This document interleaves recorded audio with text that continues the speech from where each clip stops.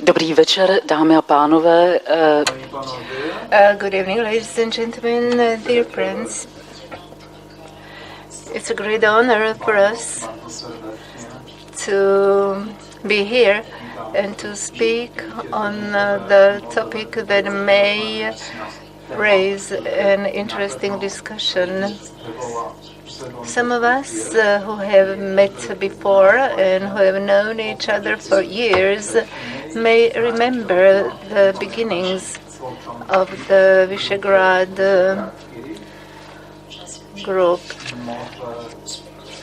We might remember when Václav Havel, one of the key initiators and co-authors of the Visegrád Declaration,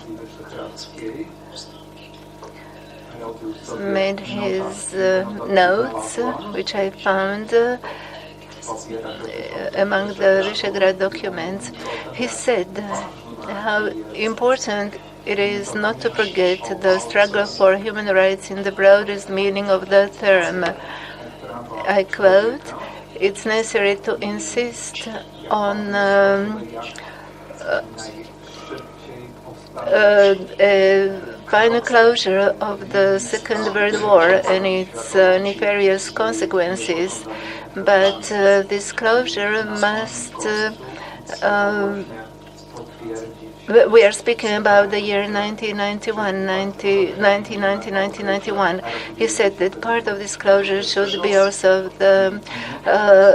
the affirmation of European borders, and that nobody could ever question the border issue." So this was said at the beginning of the Visegrád process, and today we are in a situation, as we have heard in the previous block or panel, that the word war is reappearing again over and over again, and under the influence of the Paris events, some politicians consider it important to speak about the state of war.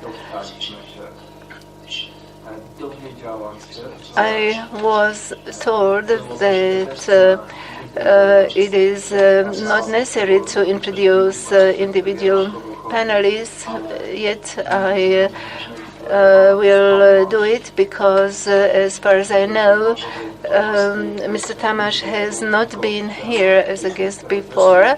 Therefore, I would like to say a few words about him. A few months ago in Austria, his book Communism After 1989 was published.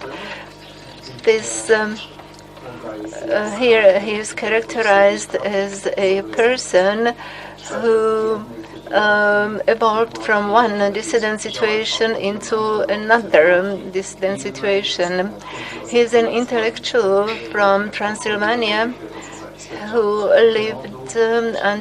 worked until 1978 as a journalist, but then he had to leave to Hungary, where he worked at Budapest University. He is a man who was expelled from Romania in 1981, and then after 1989 he was a candidate for the Union of Free Democrats. He was elected a member of parliament. So after 1989 he was very active not only in politics but also as a university teacher. In the political development of the last year, his existential situation has completely changed, because Mr. Tamás is not taken in Hungary today as one of the most important personalities of dissent until 1989, and as an active politician after 1989. And although this is not the correct label, you are returning to Romania, where you are observing the developments, where you also publish your works, but also where you are very active, but you are also active in a number of other areas. Therefore, I would like to start by asking you, how do you see the Visegrád process and what has remained of it? And to what extent do you consider it appropriate to speak about Visegrád today?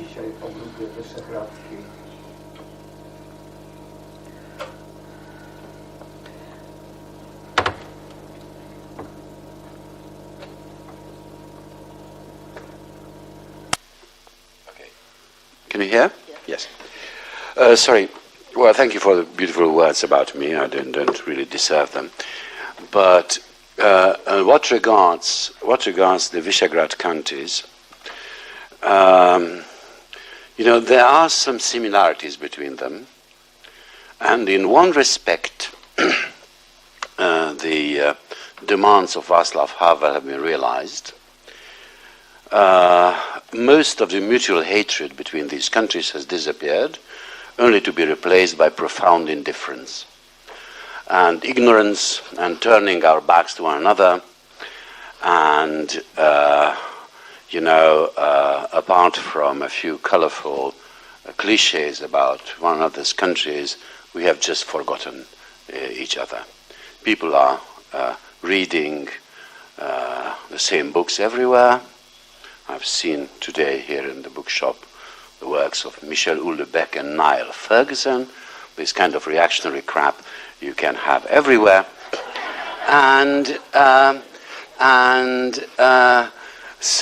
but as each other's countries are concerned, no problem whatsoever. We have forgotten you, but at the same time, it is quite clear that something common must be at work there. There is no other area on the contemporary political map of the world to have four neighboring countries from which the secular, internationalist, modernizing, reformist, radical left has disappeared altogether. These countries, from Hungary, in which you have a one-party state, where they can't even allow some dissent to exist because it's so insignificant. So what we get from the government is not so much oppression but contempt, and we deserve it, being so weak. And then you have, of course, Poland, where two right-wing parties are competing for power. One is worse than the other. And then you have Slovakia, which is ruled by a social democratic party that, if you look at their policies, is more right-wing than the Freedom Party in Austria. Then you have the Czech Republic. Sorry for being so tender, and so I could be harder than that. And then you have the Czech Republic, where you have a social democratic president of the name of Miloš Zeman, who is, in a way, of course, the vodka of the international right, and you remember from the Schweik book, and you have a social democratic party, a communist party, and the right-wing party, all nationalist, conservative, and deeply, profoundly provincial. And okay, so this is the Visegrád bloc, which would be ridiculous if it weren't so tragic for the populations concerned. Because you see, these are the countries in which economic development is arrested, in which inequalities are growing, in which the only major form of existential revolt is Nazism. And these countries are also conspicuous by the complete indifference of their public opinions towards the plight of others. And we are free of refugees. No refugees. No refugees. We are all white. White, Christian, Aryan, nice people, hard-working. And, yeah, and you know, so you see, many people were talking here today about compassion and sensitivity and so on. Well, let me tell you a bit about compassion. Do you remember that van in which 71 people have suffocated? Now, I am witness to the deep emotions that this has provoked in Hungarian public opinion. There were quite a few jokes about it.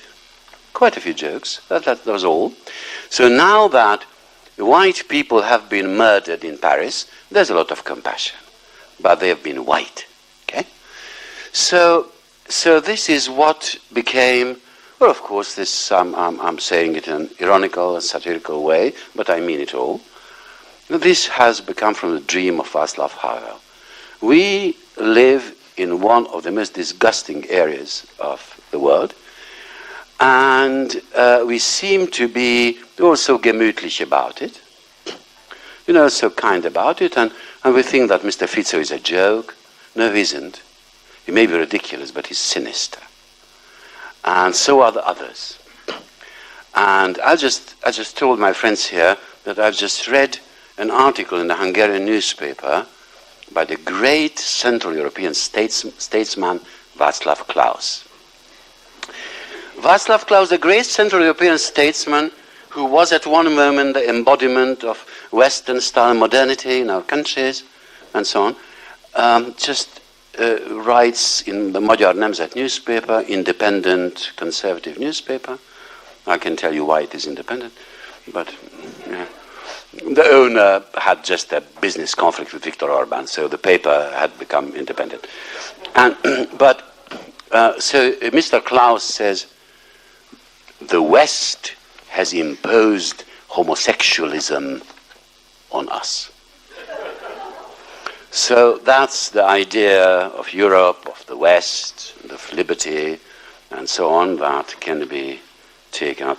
So you see, that's really very depressing, and we are here and full of intelligent and admirable people, and we don't seem to be able to do anything against it. I mean, you know, why the hell not?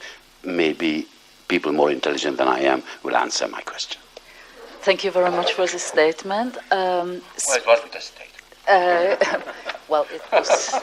Flight of fancy. Smím se zeptat pana Michnika? May I ask Mr. Michnik, how would you characterize the situation in these countries, primarily, of course, in Poland? What chance is there for the original idea of Visegrád?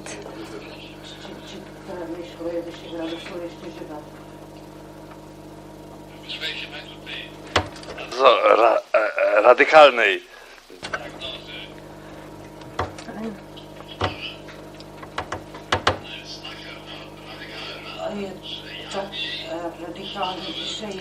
He is so radical that in what you said, I heard the kind of Leninist idea. If you want to understand why the left wing parts of the spectrum that we speak about in our countries is that the language used by the left is an exotic language. It has no close connection to what's going on in these countries. My reflection on the topic of Visegrád is very sad. I can understand that it was an enthusiastic idea. It was a kind of a response of Central Europe to what was going on at the time in the Balkans, what was going on in the Caucasus. So there was a plan that the countries that were shedding the communist Soviet dictatorship would create a zone of cooperation. Today, it has been transformed into a kind of a caricature of itself. We have the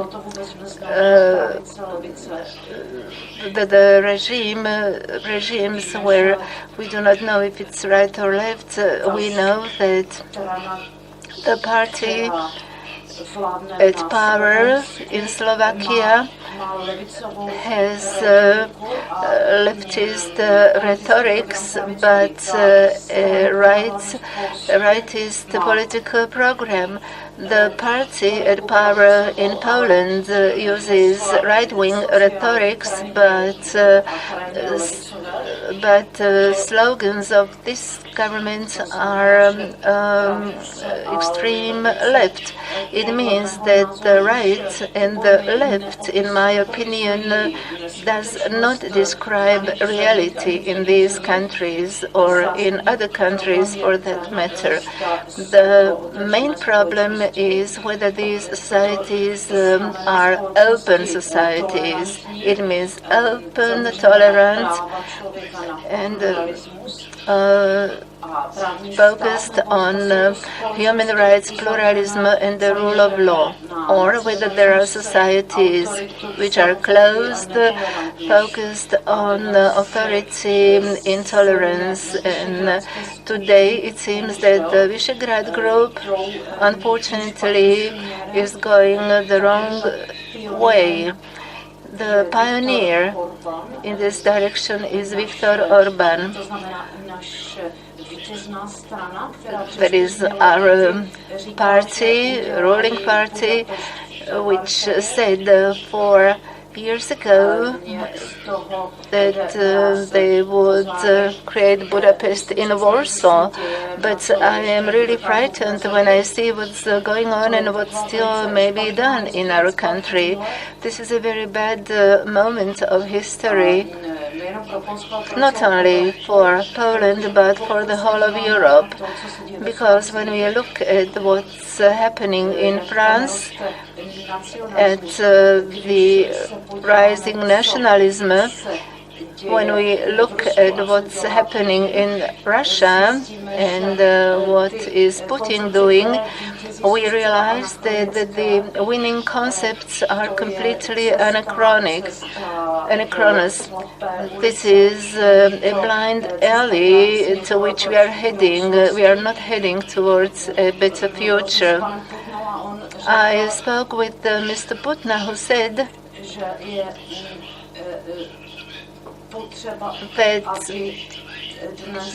today it is necessary to start building Visegrád in intellectual circles all over again as a civil society of the countries of the Visegrád group that would speak to one another and cooperate independently on the governments whose common denominator today is the anti-European stance. There is also a great cautiousness regarding the policies of Putin. This is quite important. And then there is xenophobia. The language spoken by politicians in our country with regard to immigrants is scandalous and it cannot be forgiven. This reminds me of what has been spoken about today already. That is a kind of a new betrayal, which means that an increasing number of intellectuals, artists, and scientists are succumbing to this great influx of chauvinism. Chauvinism is like a narcotic because it blocks the brain activities, rational thinking, and they are not even aware of writing or speaking things which are completely irrational.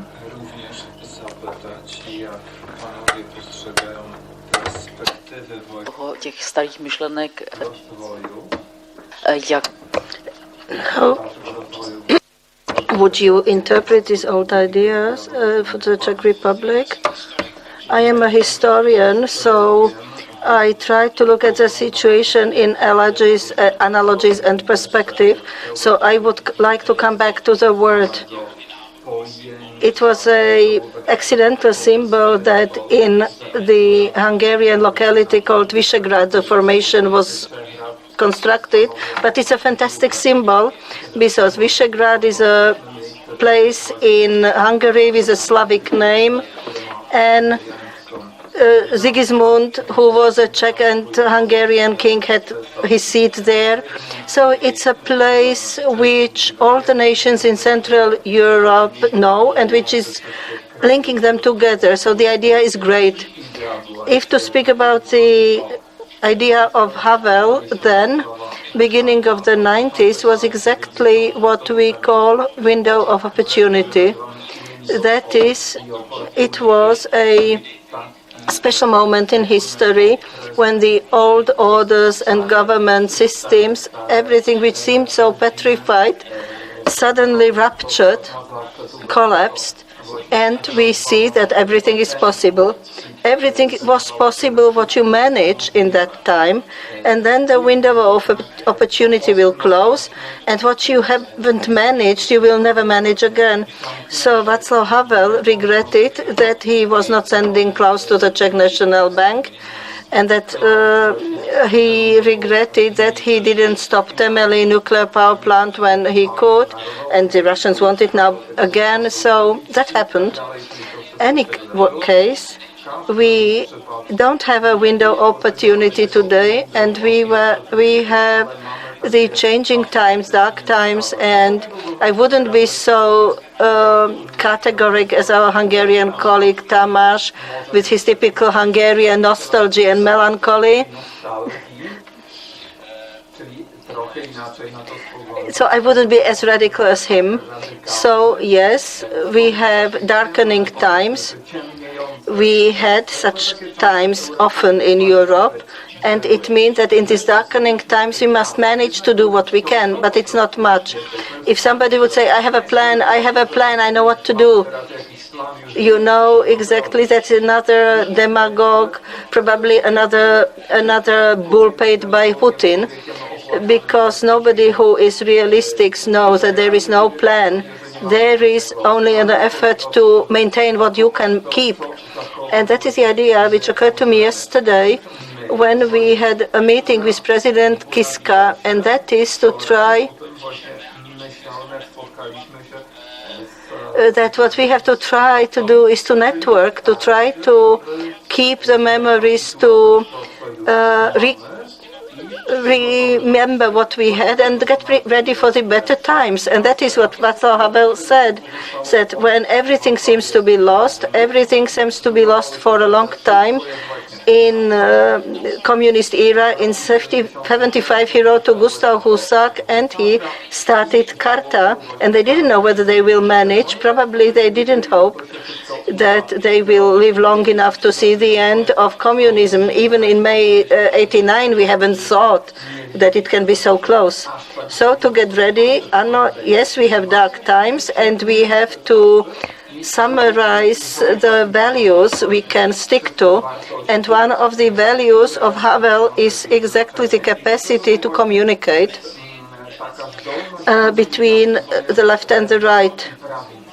So when I studied the old materials of Havel, I was fascinated to see how Peter Uhl, a Trotskyist, and Václav Benda, an ultra-Catholic, could sit at the same table and work in a committee to defend those who were sentenced unjustly. And he could do.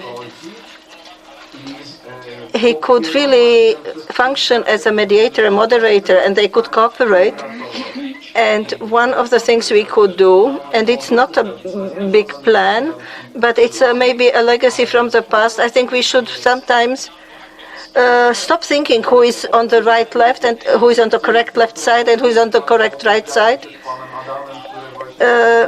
We should try the last sentence, and you will get your chance. So we must only try to see who keeps to some fundamental principles of democracy and open society, and anyone from anarchist to anarcho-Catholic should be welcome. Your one sentence, Just one remark. I would very much, pardon, já bych velmi ocenila. I would be very happy if we all tried come from these intellectual heights, and maybe you could comment on how these noble humanistic ideas are we capable to convey to the public, how it is beautiful to have this meeting here, but what we can deliver to people in the streets and how to do it. I was just reminded of a wonderful remark by Alain, the great French critic, who said that he thinks that there's no major difference between left and right is on the right. So, I am sorry, you have to put it up. Okay, now it's okay. Oh, just a quotation from Alain, the French critic, who said that he who thinks that there's no difference between left and right is on the right. Smím tedy ještě jednou, eventuálně, jestli vy, pane Šimečko... Mr. Šimečka, maybe you would like to comment?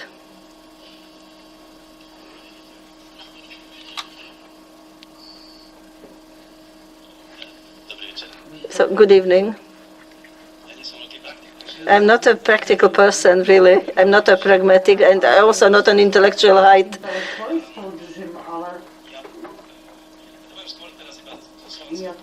I can speak from the perspective of Slovakia and my own perspective. What is Central Europe for me? And I see it as I have experienced it since my youth. And that's very easy. In the 80s, I envied Hungary. In the 90s, I envied the Czech lands. Recently, I envied Poland. And now there is nobody left I could envy. It's a very simple interpretation of Central Europe, of how far we have come. On the other hand, I must say that I still think that what's happening means that we have really united. Central Europe is, for the first time, really a relevant formation built on support to refugees, on xenophobia, on resistance to help refugees, on xenophobia. So we are really integrated politically and also in our views. I mean, it's even better than it ever was. That we don't like it is another story. And this is how it is presented today. This grandiose welcoming of Polish abolition of quotas. The Slovak Prime Minister welcomed Poland cordially coming back to us. So the question is, what will come? And I believe that we have a process of mutual learning of political classes. Orbán wasn't the first. Mečiar was the first, I think. And it's true that the Slovaks managed to cope with it before we joined the EU. Then Mr. Orbán came, and he is like an icebreaker, making the way free for the others. He created hope for politicians of Kaczynski's type. And I'm afraid that in Slovakia it will continue. Fico is a very good friend with Orbán. And he must have felt encouraged by last year's victories of Orbán in the elections. And so who in the Czech Republic will get encouragement, who will be encouraged by the development in our three countries in the Czech Republic. So the problem is, and I agree with Martin, that if we should go down from the heights to the ground, then we must start to talk again, because we all four are in the same black hole. That was Slovakia in the 90s, today it's Central Europe. So I think there are differences, but the only possibility how to face it today, and that is because I don't want to succumb to frustration, we must talk. Because when Orbán came to power, we have been ignorant to our Hungarian friends. We were not interested in what's happening there. And we are now together on the same boat. So we should start get interested in each other, also in order to get the feeling that we are not left alone. And I think this is the only thing. And we must look for examples that function. For instance, in Slovakia, we have some very pleasant signals. Our society is not dead, it's not 100% xenophobe, and there are small miracles like the new daily Deník N, which is a daily which emerged here, but nowhere else in Central Europe. So it is something you can learn from, you can talk about, and we can link with it our bright future, but the bright future won't come tomorrow. Thank you. I appreciate your response that we shouldn't succumb to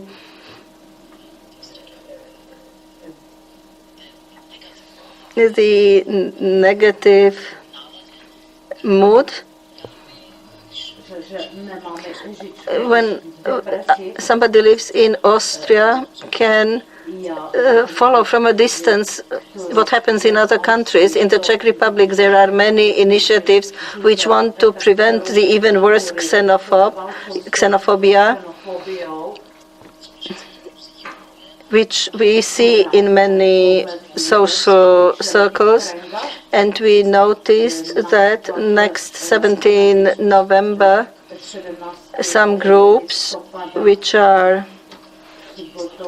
against Islam and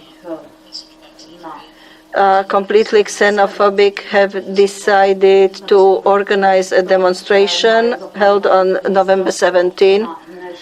And I think Professor Putna was one of those who organized counter activities, and the deans of the Czech universities have been also voicing their disapproval. But these are initiatives which mostly take place at a level of intellectuals. So my question is, how can you translate this and make it understandable to people who become victims of this xenophobic nonsense? We want a plan from me, but I always say that the plan doesn't exist. What we can do is to say what we think.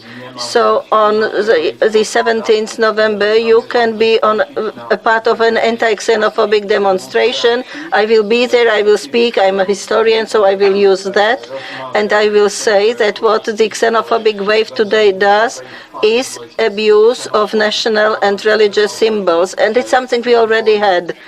We had that in Czechoslovakia in autumn 38, when suddenly we had the so-called patriots and so-called Catholics using Saint Wenceslaus and many other things, and at the same moment they would say, and Jews out. And the rhetorics of the current xenophobic people is very similar to that. And it's not much you can say, you can only give analogies, and after Paris, it will be even more difficult. So till the 17th, I will use all my time to be sure what I want to say, because today it is even more difficult, because Friday 13 is not only the explosion of bombs in Paris, but it's also the explosion of champagne at the Czech seat of the president. They would, and also our Czech bloc against Islam would drink champagne, and I'm sure that Kremlin was flooded with champagne, because that is what Putin needed. Because he will say, I will help you and you give me Ukraine. So it's very difficult. I have no idea, but I know that I must go there and I must say no, try to say no, no, no. 17th November is not yours. So we must do this step, we must resist, and if we get a hit, then we get a hit, but we mustn't be silent. 1,000 people, 2,000 people, 3,000, I don't know, it's not my problem. I will do what I can. And you have said that it's my initiative, it's not mine, it's an initiative of young people. That's a good sign. So there is hope. Like we in Austria have thousands and thousands of volunteers who go every day to the stations to help. And we have thousands of refugees, and these people, unfortunately, are not really visible sufficiently. And media have understood that they should mediate this visibility. And a few days ago,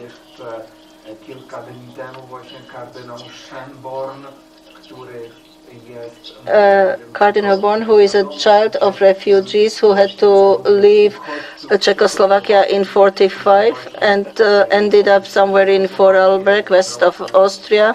So he formulated it very simple in a few days ago. He said we must communicate together, we must try to understand it.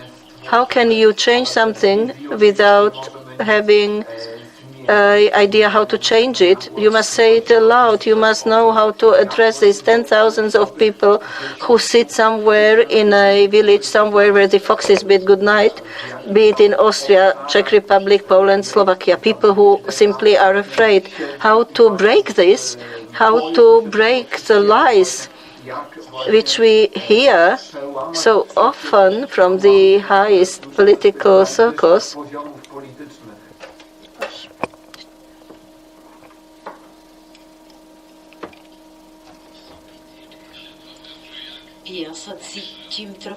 I feel like a boxer that got a knockout and is still on the ground.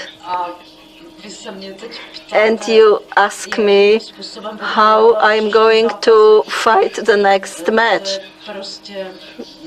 or the next round immediately after defeat.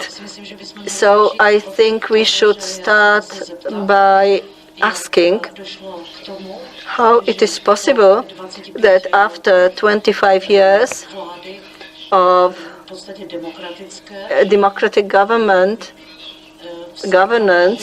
we have here these forces we see today. In each country the picture was a bit different, but of course we have a common denominator, and it means also the question, what mistakes were made by these democratic forces. Secondly, we must ask what social processes and took place in these countries where we had a victory in a democratic manner by those who won. And Klaus was there all the time with his rhetorics, and Orbán wasn't Orbán in Hungary then, but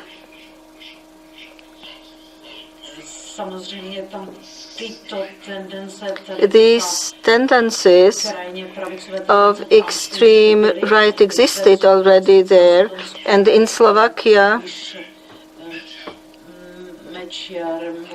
we had Mečiar who used this rhetoric, but at a certain moment it looked like that they lost, because Orbán lost, Mečiar lost, and in Poland Kaczynski also lost.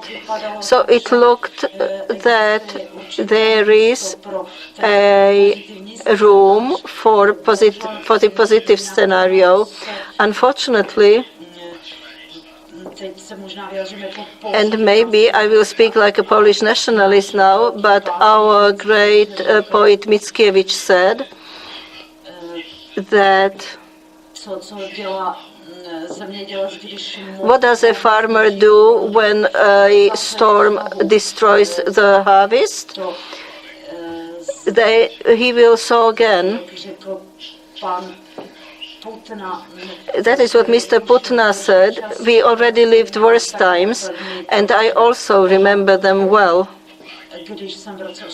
When in '89 I came to Prague, I already had a diplomatic passport, and we went to Hradeček to see Havel.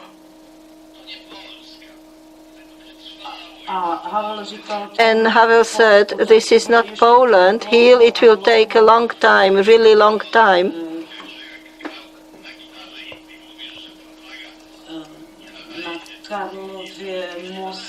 At Charles Bridge, you can see that Prague is not a town that is really fit for communism. The Czechs are a nation between Švejk and Kafka. And I told him, for all these reasons, you will be president till the end of the year. And he became president.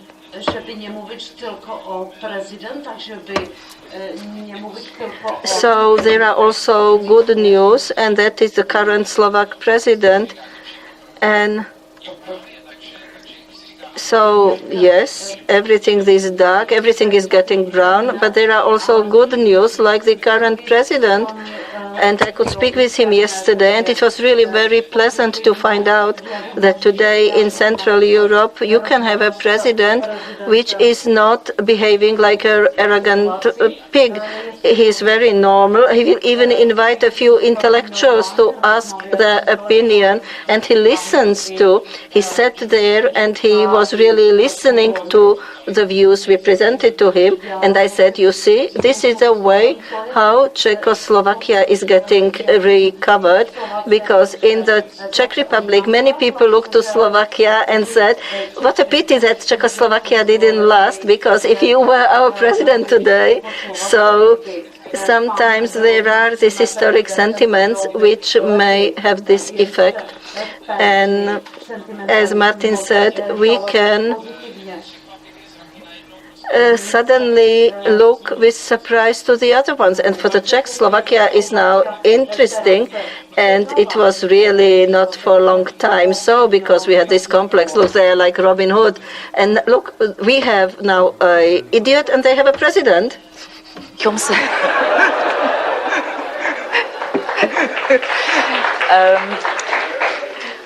Děkuji.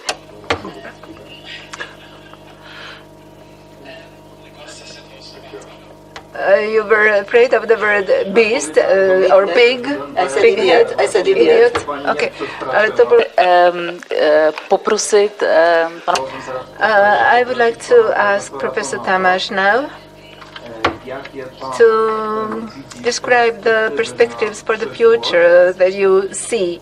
I ask this question exclusively with regard to Hungary, but when I read some of your articles in which you brilliantly analyze the current situation,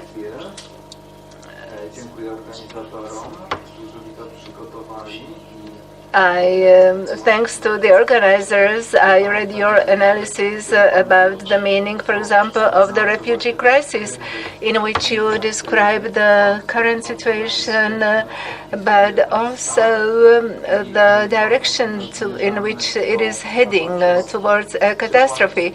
Can you see any positive perspectives, or what should we do in order to convey the public what we are discussing here? How to launch a dialogue that would not be limited to universities or to this beautiful theater or to the Slovak president's office, but in order to also speak in public, how to convey this message? It would be nice if I could make a dialogue with the Slovak peasantry, but I just can't. You have to organize that, you know, because you have to find your ways to the people, and then I'll follow you. But, you know, to have a dialogue between poor people in the provinces, that's, I think, is a utopia for, you know. It's okay if we start among ourselves to talk. You know, I'm very ashamed to say that, you know, since '89, I've been about 30 times to New York. It's my second time in Bratislava. And this is not right. And this is not right. I confess that is wrong. It is wrong, and I shouldn't have been like that. And I speak a few languages, but no Slavic language. That's also wrong. And but talking about Hungary, and I won't make any long histories because there's no time for that. But you have to take into account that in Hungary you don't have a right-wing government. You have a regime. That's a system. It's a closed system that has changed the constitution, in which there is no division of powers, in which there's no balance between the different powers, in which actually there are no party system, just apparatuses, no memberships. It's not true that Viktor Orban is mobilizing them, he's demobilizing, condemning them to absolute passivity. And the whole thing is not even traditional, it's not based on traditional Hungarian nationalism at all. This is the far right. This is the Aryan, white, Christian thing. It doesn't have even the old, very nasty, you know, nationalism against our neighbors. You know, you may have heard that kasha nem étel, tóth nem ember. Okay, do you know that? That means kasha is not a meal, and the Slovaks are not human. Okay, that was said in the time of Count Tisza, whose statue had been erected in the Kossuth Square. Of course, in the Kossuth Square because they were enemies. But you see, this is a far right regime. This is a far right regime, and you know, it's not only parliament and 2/3 majority and the constitution. There are 558 city and village mayors in Hungary. 500 out of that belong to Mr. Orban's party. You know, there's on the smallest level, there's nobody in the opposition, from the cultural institutions, from the economic enterprises, from state offices, from courts of law. Everybody who is not on the radical right have been thrown out. That has been a purge that, compared to which the purge after the fall of the 56 revolution in 57-58 is nothing, at least what numbers are concerned. Well, they went more deeply in other ways. So, you know, for example, as I said, you know, I very much envy you that you can teach at a university. I mean, you know, the idea that I teach in a Hungarian university will, you know, make people laugh very loud in Hungary. Me too, included. Although I'd like to, that's my profession, but I can't. And, you know, so that's, you see, it's It's a dictatorship of sorts, a softish dictatorship. But what is the disadvantage of a dictatorship when you contemplate the future? That was your question. How can you get out from such a system if all the exits are blocked? It's bound to explode. Bound to explode, sooner or later. Not today, not, oh, Hungary is quiet. Everything is okay. People are smiling. The pubs are wonderful. You know, who likes them? And all that. And 4 million people are starving. And there's no movement to say that the suffering of our compatriots, let alone foreigners and immigrants, is a problem. Because people are both afraid and demobilized, made to be apolitical. That's one of the first consequences of a dictatorship, to make people apolitical and to reduce the moral rank of politics.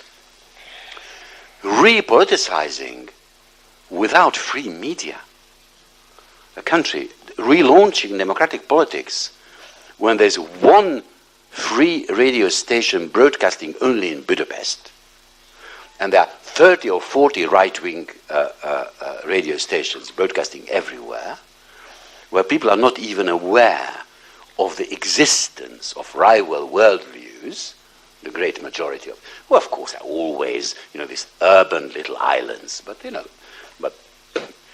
and, of course, that doesn't mean that people do agree. That doesn't mean that people are fond of this situation, but they just don't see any way out. And if you are sincere, I'm frequently asked, because of my past activities, I'm fairly well known in the country, and people ask me, so what will we do? Because winning elections against Mr. Orban is impossible. That's mechanically and technically impossible. No, it's impossible. By legislation. No, it's impossible. And so, you see, and the main opposition group is even to his right. Okay? So it's both politically and technically and legally and so on, it's impossible. So he said, if we don't change the government through elections, what then? Well, this is what I'm asking. And this is what you have to realize, that in the midst of Central Europe, with all these problems, but you can have somebody like Kiska in Slovakia, but you can't have a person like Kiska in Hungary. Okay? That's impossible. Yeah. And not that there are no such people. Of course, they exist. May even have met them. But, but they won't be not only presidents, they won't be deputy mayors in a village. And so, and everybody knows this. Everybody knows this. That only a violent confrontation can end this, right? And nobody wants that, nor do I. Nobody wants that, of course. So, so there's a silence that is pregnant with hatred and despair. So, the situation is very, very dangerous. It can, if everything continues peaceful, then even my grandchildren will live in Orban's system. And he's a young man. He can be prime minister at 120 years. Why not? He's energetic, healthy, successful, leading Europe.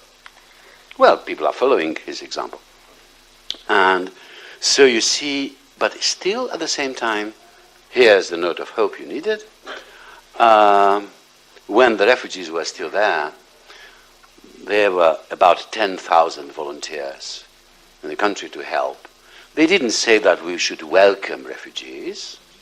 We are not in Central Europe, because Central Europe, of course, is Austria and Germany, not us. Let's be serious. And we are in Eastern Europe. But you see, the thing is that still they would help. They were totally apolitical. There was also a demonstration. I never participated in a demonstration that wanted to protest against the government policy against refugees, and not one political word has been announced. That be kind, be nice, let's help. And people just dispersed, totally disoriented. But still, it was manifestation of goodwill. Of course, I don't mean that my compatriots are worse than any other nation. Of course, they're not. But we live in a world in which normal communal feelings, normal feelings concerning the public interests and the common good, either don't exist or they are radical. And so I must ask your forgiveness for being such a Hungarian. I allow myself this only abroad. Děkuji. Pan Adam Michník by chtěl... Thank you. Adam Michník would like to respond.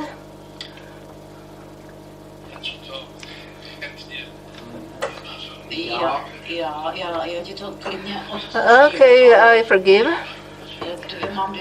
But I have two comments. First, when I was listening to what you said, I had the impression that I am in Moscow, somewhere in a kitchen, and I am talking to a Russian intellectual or intellectually oriented people.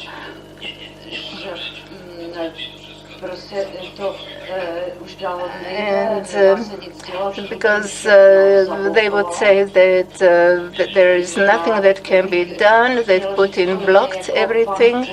And I would like to say, like Mr. Putna, I am a historian myself, and as a historian I know that the future will always look differently from we imagine it to be. And I never thought that Gorbachev and Perestroika would come. I never thought that Solidarita and Valensa would emerge in Poland.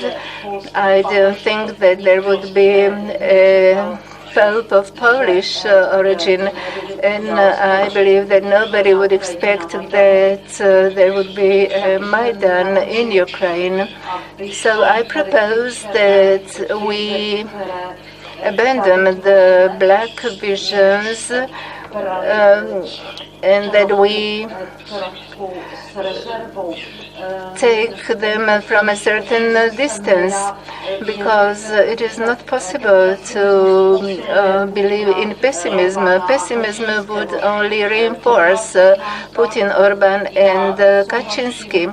And my second comment is as follows. I agree that the state and society today are closed, and therefore speaking in terms of the right or the left would be erroneous, because these are concepts of parliamentary democracy. In Hungary, there is no parliamentary democracy, so these concepts cannot function in the country. I can easily imagine a democratic state with the right being in power. It was Adenauer and Mrs. Merkel who are part of the right, and this is why I do not see any reason to succumb to pessimism. But as long as we have a choice, as long as we are not deprived of this right, and now I am coming back to what Mr. Putna said.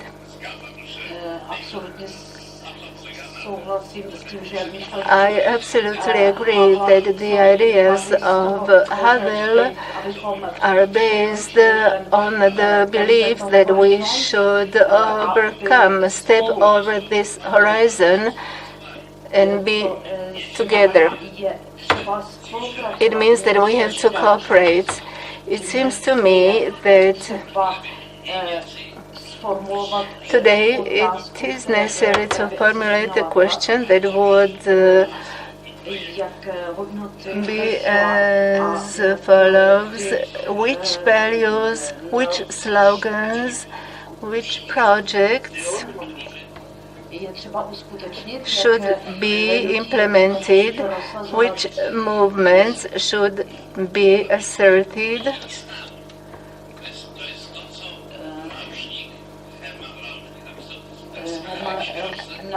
Herman Roche wrote in his book, The Revolution of Nihilism, which is an analysis of Nazism from a conservative and right-wing point of view,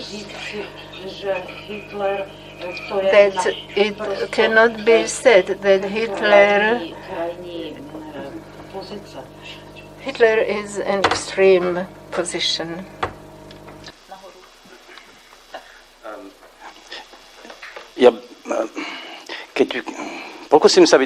I will try to be a bit optimistic. I think that Gajima has in its analysis of Hungary is right. It's dramatically different than what we can really imagine in our countries. I don't know whether he's right or not, whether Gash is right or not, but what we see today is horrifying me. It is not only the election or the result in Poland, and I think that Slovakia will continue its way headed by Prime Minister Fico. What shocked us was how society responded to refugees.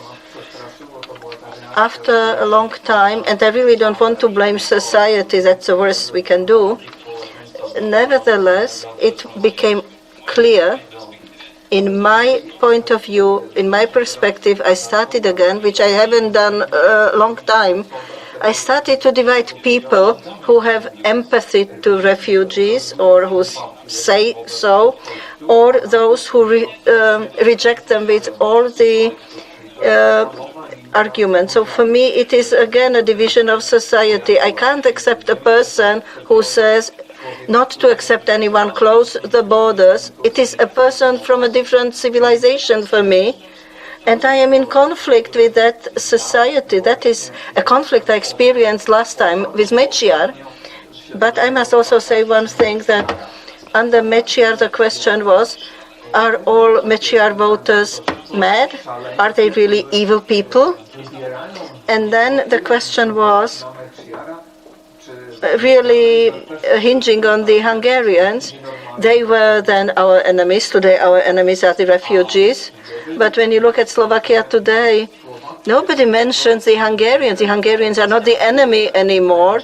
We have the refugees, but the Hungarians stopped to be enemies long time ago.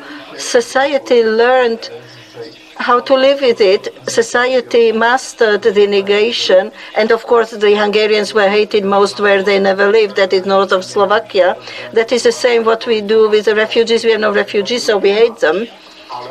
And I believe that if we have this luck, then this will pass. And I only hope that we won't commit crimes that will be a trauma.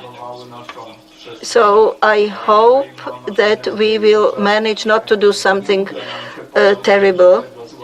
And for me, the real risk is that today Central Europe starts to get united, not only in the resistance to the refugees, but also in its resentment towards the European Union. And that's really crucial for me. It is, of course, not only that we are against the EU, but then the EU is against us too.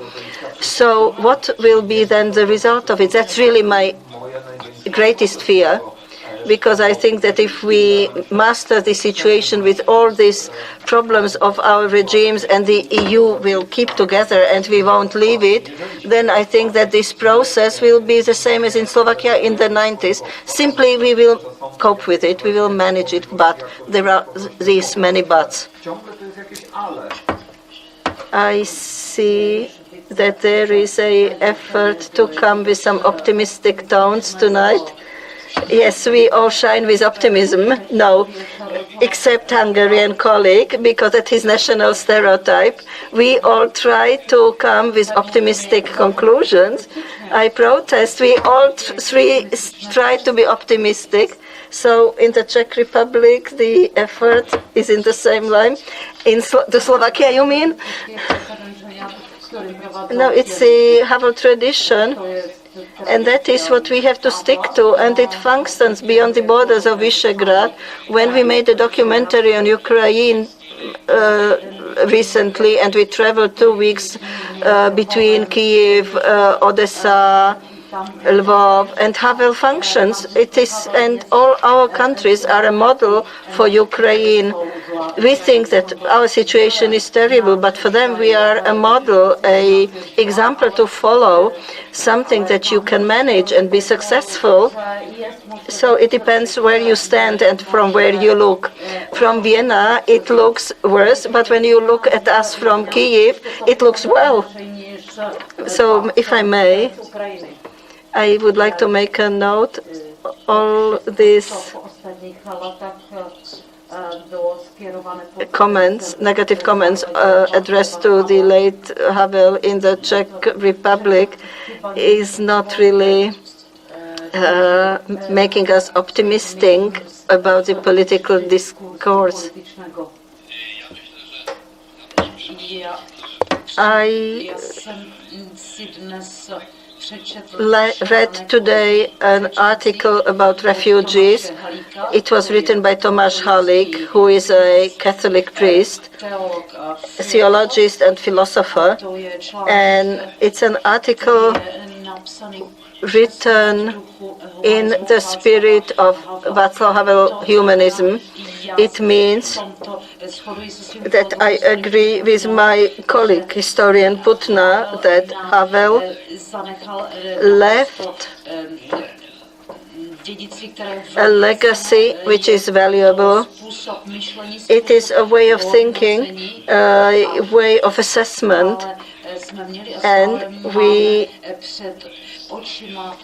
see all the time this merchant which corrects this picture of President Zeman or Kaczynski. So we have to think all the time about whether he does it because he loves the president, the particular president. So for me, what happened in '89 in Prague was a real phenomenon, because with comparison with Poland, the dissent in Czechoslovakia was elite. Here it were hundreds of intellectual students, independent people, and in November '89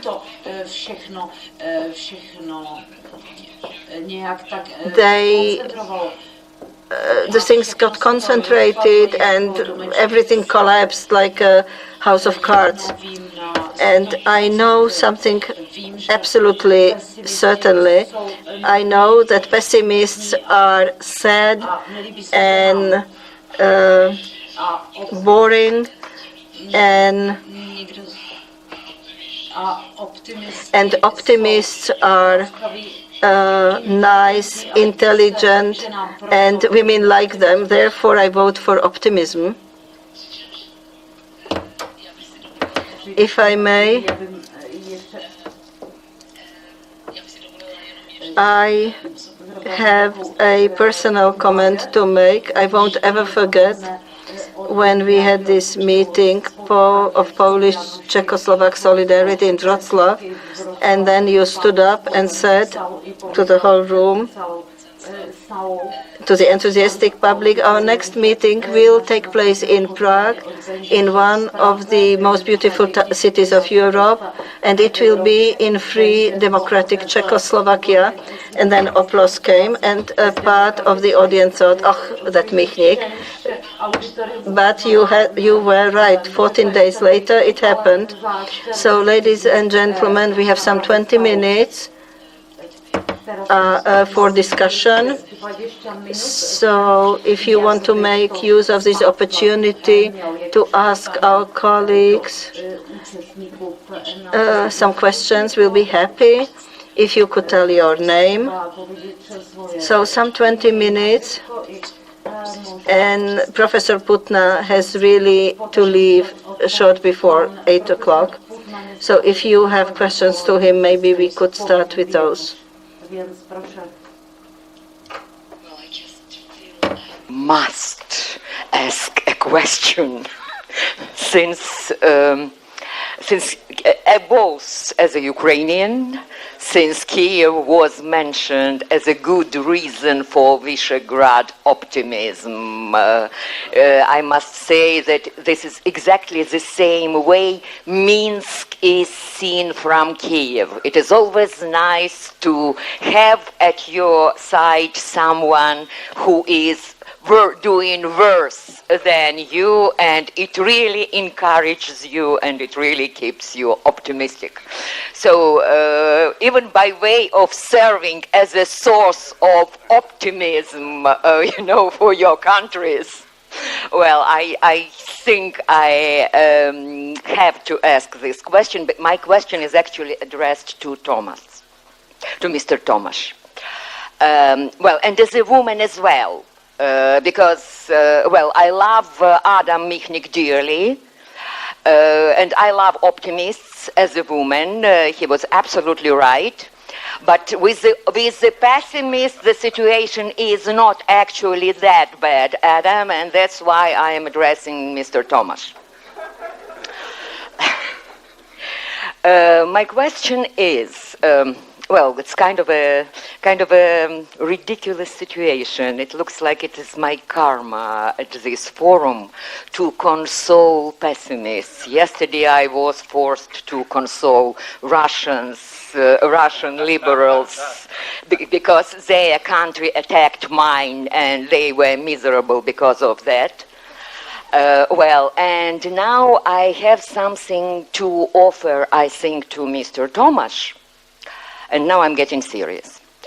I'm really, kind of surprised that you see this situation in terms of your country's, yes, the regime. Yes, the regime modeled exactly as Adam made the point, though in ironic way, after Putin's model.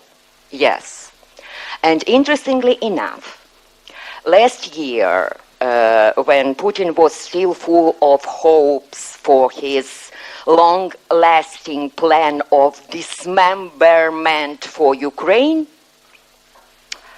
when he invaded first Crimea and then Donbass, there had been these negotiations with the other neighboring leaders of the other neighboring countries, and Mr. Orban was the only one who stood up overtly and publicly in May 2014 and said, yes, he is ready to take Transcarpathia. Transcarpathia had been in preparation for Mr. Orban exactly the same way as Eastern Ukraine had been in preparation for Mr. Putin for some 15 years before this whole business started and became visible last year. As we know from Mr. Radek Sikorski, Polish leadership of the time kind of rejected the deal. I wouldn't be that optimistic now about the new leadership of Polish if they get such a proposal now to get Galicia, if they refuse it. Well, but okay, that's pessimistic. Since then, I'm using this term, and I'm happy to use it now. Well, unhappy to use it now, that urbanization of Central Europe is actually the trend launched by Kremlin by buying his assets in the political elites of the Central and Eastern European countries, according to the famous saying by Mr. Berezovsky, why to buy a factory if you can buy a director. So far, it has worked in Hungary. Why? That's another question. Linguistic solitude, cultural solitude. I mean, you know better.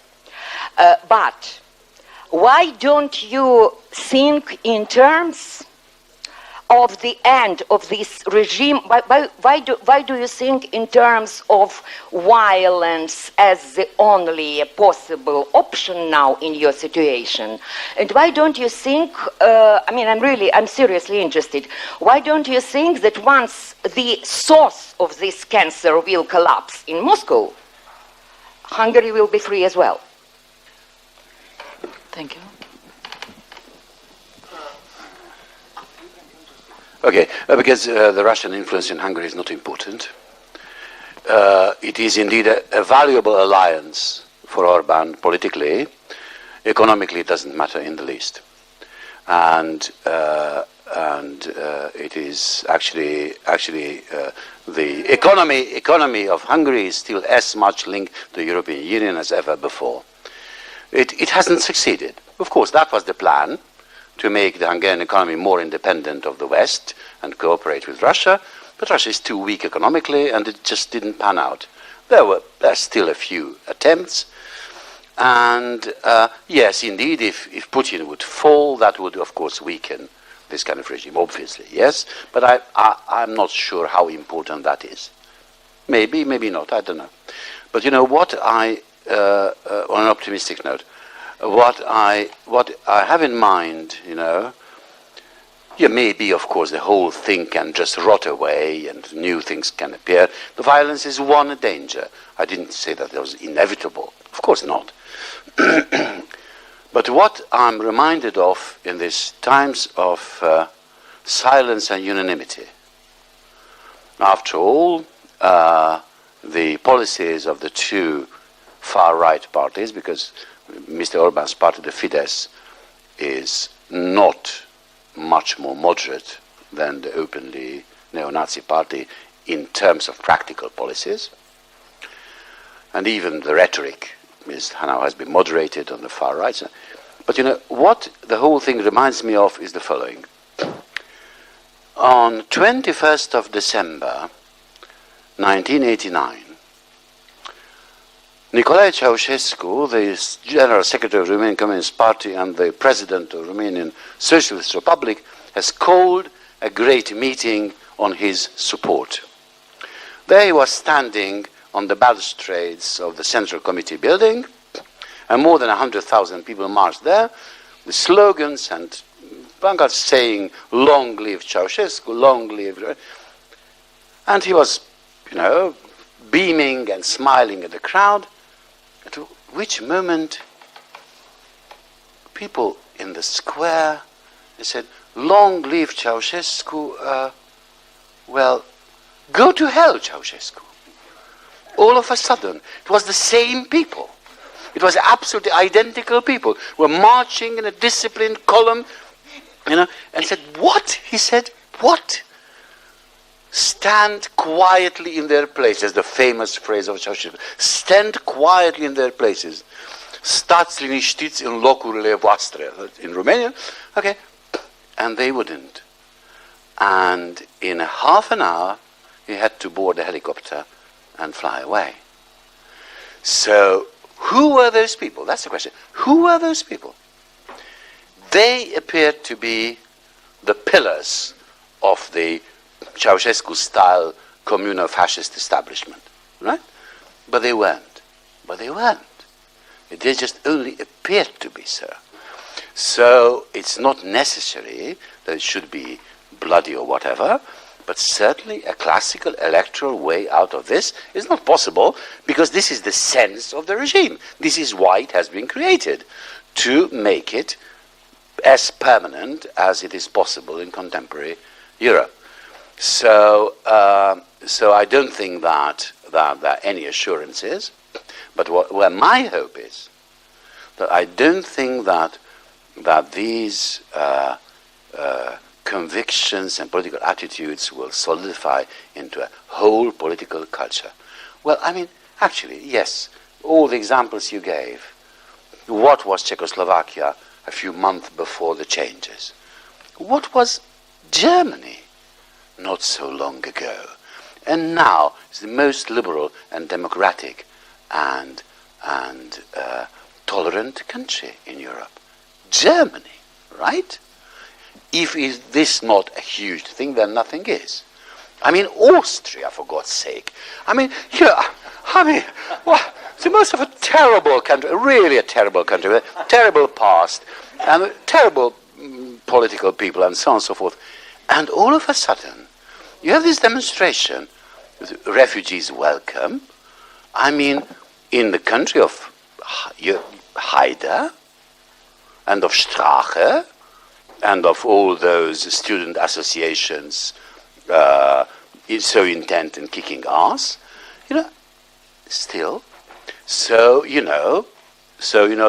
that's the fate of tyrants. They can never be sure. They can never be sure. We are weak. Köszönöm. Excuse me. Já bych jenom If I may, to Oksana, not to be misunderstood. She said that Kiev is a bad example for me. She knows exactly what I meant. It was not what I meant. She knows that very well.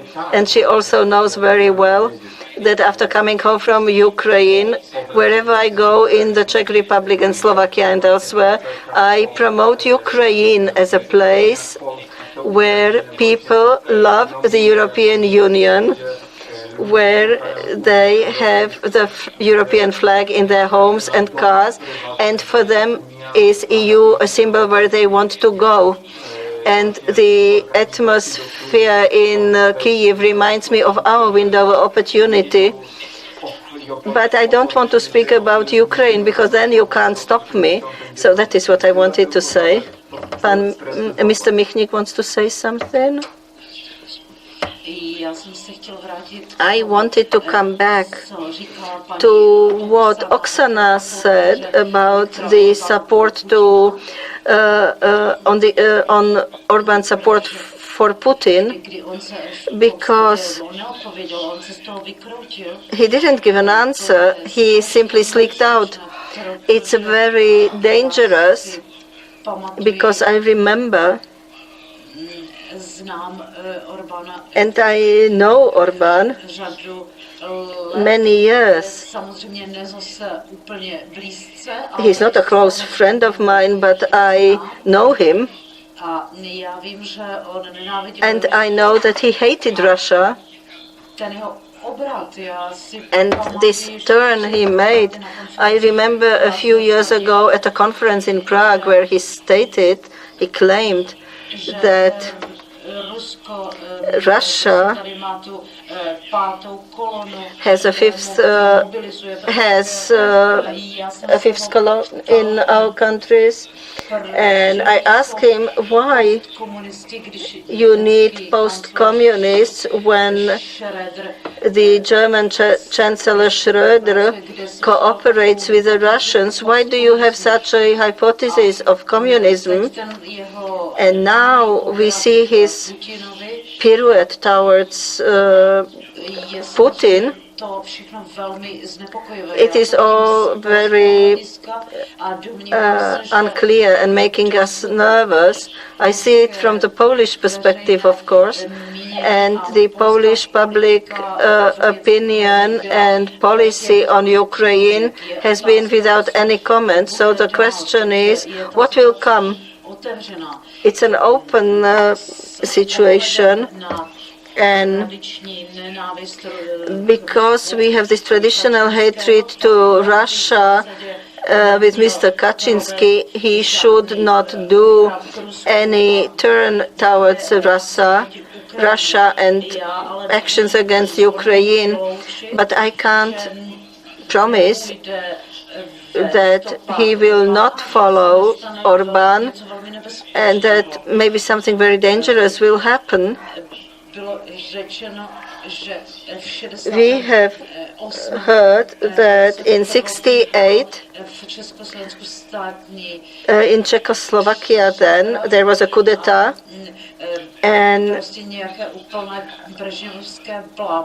and all this shit coming out from Brezhnev. And I've been to Prague, and I've been invited to the Czech television, and they've asked me what I think about it, and I said that it is nonsense.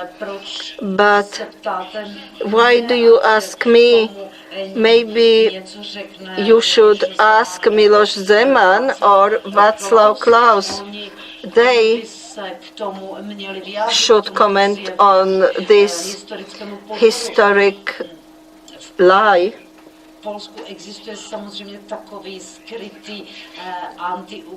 In Poland, we have a covered clandestine anti-Ukrainism. It's sleeping, though. And if PiS does something, I can't exclude that nothing will happen. I wanted to say the right, but I shouldn't do that. They are today very active.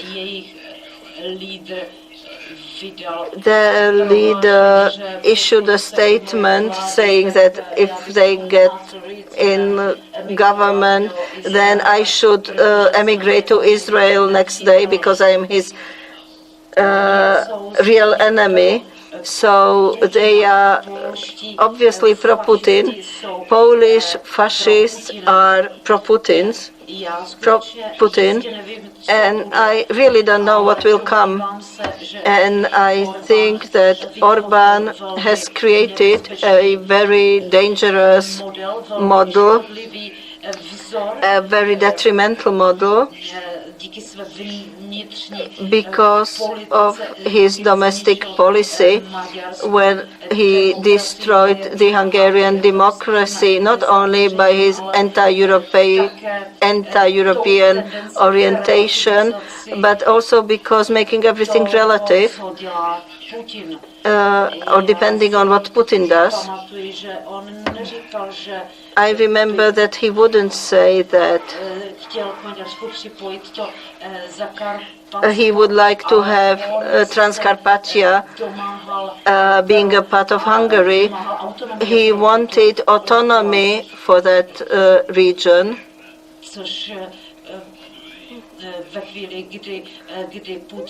And when Putin invaded Donbass, it was something unforgivable. Pěkně. Kdo byl, prosím? Ja by som mal takú stručnú otázku na tému, ktorej sme sa vlastne ešte nedotkli. Pytanie dotyczące tematu, o którym jeszcze nie była mowa. Grupa Visegrádzka powstała. Okay, the fall of communism was conditioned by economic collapse, and what's going on in Hungary is an economic, or the economic growth in these countries is relatively good, and economically speaking, these people never had it so good as they have it today, speaking about the Visegrád countries. But at the time when the country has it so good as it never had it before, there is a mystery. And my question is, where is this mystery? Who would like to answer this question? True. And the economic situation is very grave indeed. And the development has been very arrested. The debts are enormous. Inequalities are growing. Poverty is absolutely frightening. For example, in Hungary, well, not everywhere, of course. Slovakia and the Czech Republic are richer countries than we are. But that is never true. I don't think that economic difficulties, even economic collapse, necessarily lead to changes, especially to democratic changes. There's no assurance of that. And also you cannot say that that democratic changes have never taken place out of political and moral considerations, even when the economic situation was more or less okay. So I don't think there's a direct cause and effect relationship between economic problems and political change. Of course, it's not rare, but there's no such link. And what is very important, though, and why Orban and his imitators are quite successful, that they present the advantage of the middle class, because even the Hungarian middle class has it better than before. That's about 2 million people in Hungary. But Hungary has 9 million inhabitants, and all the rest are doing much worse. Okay? But of course, politically, it is the middle class that counts. They are the participants in the political process, they are the voters, etc., they are influential, and so on and so forth. So you see, creating a national unity based on the hatred of the outsider, of the fifth column. But I don't know whether you know that the official theory in Hungary today is that all this refugee flux is organized by the Jews, by George Soros and the Jewish international conspiracy and cabal. So it's, sounds crazy, but this is what the official stance is. And of course, all the old and the new fears and so on create a position in which the enemy is seen to be outside, all the fifth columnists, the politically correct homosexualists, as Mr. Klaus has said, and so on and so forth.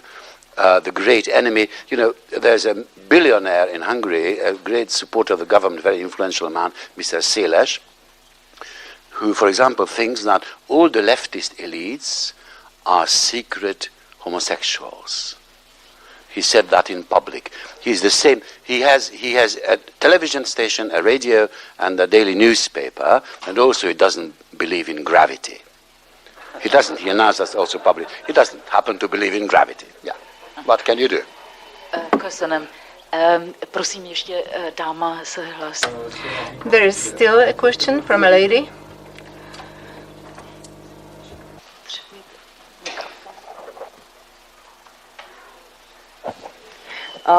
First of all, thank you for your elegant irony and this special mood of the panel. It was enjoyable. My question concerns Visegrád as a model. I come from Ukraine, and we're again abusing the air. So, what do you think? Can it be used nowadays for the countries on your eastern borders as a way to counteract Putin's actions or this idea of Russian world? And what kind of alliance might it be of Ukraine with, I don't know, Georgia, Moldova, or the Baltic states, or maybe prospectively Belarus or whatever? So is it viable for other countries as a model? Thank you. Prosím, pan profesor. So we hope that as soon as it will be possible, you will join us, and that Ukraine will be a part of Central Europe. That is what we desire. We want to have the departments of Eastern Studies abolished because studies on Ukraine are part of it. For me, a positive model is Ukraine a part of Central European Studies. Ladies and gentlemen, I'm afraid that we must slowly come to an end. I would like to thank our panelists, Mr. Michnik, Pan Putna, Pan Tamáš, and Assis Levis, and also Mr. Šimečka. Ladies and gentlemen, thank you very much.